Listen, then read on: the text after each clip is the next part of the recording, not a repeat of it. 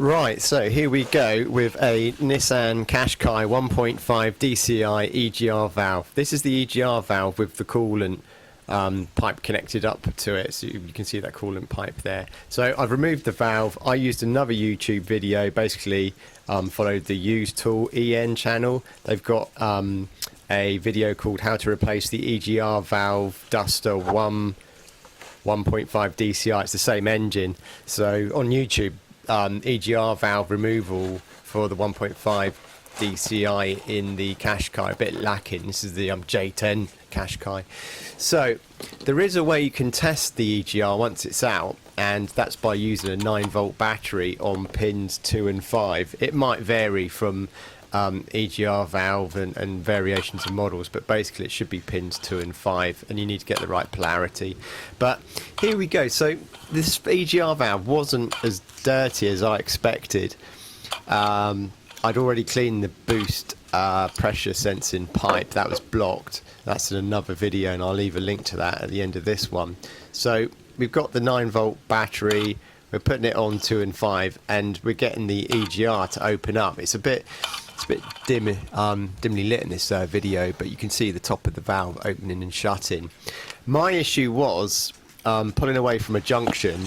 Occasionally you could find yourself with 0 power, and this is typical of a sticking EGR.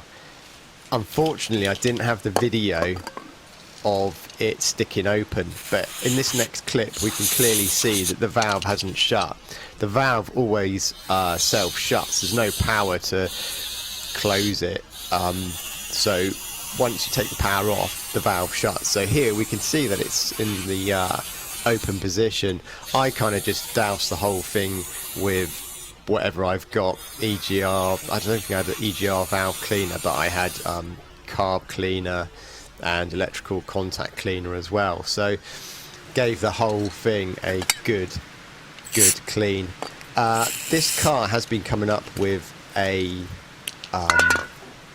D006D fault, or was it Q? Might be Q006D, but basically it's a difference in the boost pressure from the two sensors. Probably the map sensor and the sensor in the pipe that connects to the inlet manifold. So yeah, I wanted to get this EGR valve out to have a little look at it. So we kind of go mad with flipping spray and everything. I didn't really give it an overnight soak. Probably would have helped a little bit, but we got it to the point where I was happy that the valve was no longer sticking, and we see a pretty good test of that later on at the end of this video. The removal of the valve, while this is go through the cleaning, the removal of the valve is pretty simple. You have to remove some of the boost pipes, but that's easy. Watch that Use Tool EN video. It's really good. So here we are again with the 9-volt battery, and you can see it's just opening and shutting nicely. Once I'd done this work, the error code that I was getting, this Q006D or D006D, whatever it was, that disappeared for about 200 miles. And now it's back again in it just comes on every trip. And what that basically means is that you get on the dashboard not just the engine management light, but the skiddy traction control light as well. And it just comes up with this same code. So my next step might be to have a look at the map sensor, but I'm trying to see if it produces any other faults codes before I proceed playing parts darts.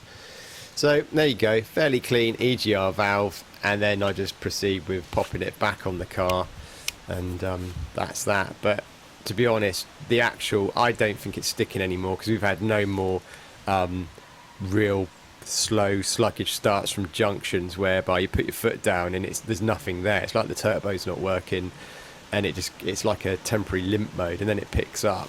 That's gone. So anyway, thanks for watching the video. I hope it was of use, and let me know how you get on with your EGR valve testing. Drop a comment in the comments section, and I'll see you on another video.